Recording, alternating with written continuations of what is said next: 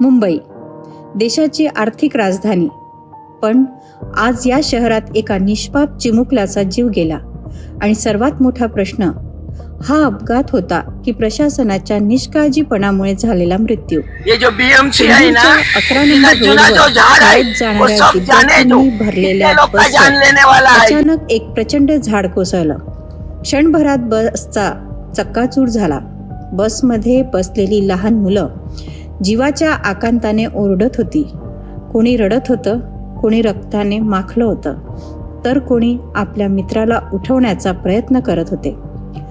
पण एका निष्पाप चिमुकल्याने कायमचे डोळे मिटले. 10 विद्यार्थी गंभीर जखमी झाले आणि अनेक कुटुंबाचं आयुष्य एका क्षणात उद्ध्वस्त झालं. आता प्रश्न विचारण्याची वेळ आली आहे, हे झाड आधीपासून धोकादायक होतं का? जर होतं तर ते हटवलं का गेलं नाही? प्रशासनाला सूचना मिळाल्या होत्या का? जर मिळाल्या असतील तर त्याकडे दुर्लक्ष कोणी केलं? दरवर्षी पावसाळ्यात अशीच झाडं कोसळतात. दरवर्षी जीव जातात. दरवर्षी चौकशीचे आदेश दिले जातात आणि मग सगळं विसरलं जातं.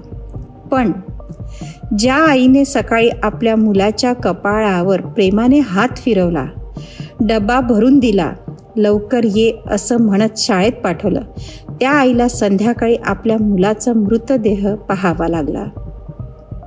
या वेदनेची भरपाई कोण करणार? अधिकाऱ्यांची निष्काळजीपणा, कंत्राटदाराची बेफिकिरी की यंत्रणेचा निष्क्रियपणा याची शिक्षा कोणाला होणार? जर धोकादायक झाडांची वेळेवर तपासणी झाली असती, जर आवश्यक ती कारवाई झाली असती, तर कदाचित आज हा चिमुकला जिवंत असता. एका निष्पाप जीवाचा मृत्यू फक्त आकडा नाही, तो एका कुटुंबाचा उद्ध्वस्त झालेला भविष्य आहे. आज महाराष्ट्र विचारतो आहे, चौकशी नको, थेट कारवाई हवी. ज्यांच्या निष्काळजीपणामुळे हा जीव गेला त्यांच्यावर कठोर गुन्हे दाखल होणार का? की पुन्हा काही दिवस गोंधळ, काही निवेदने आणि मग सगळं शांत?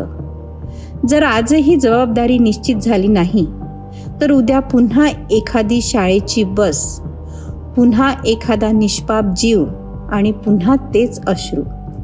ही वेळ शांत बसण्याची नाही, जबाबदारी निश्चित करण्याची आहे.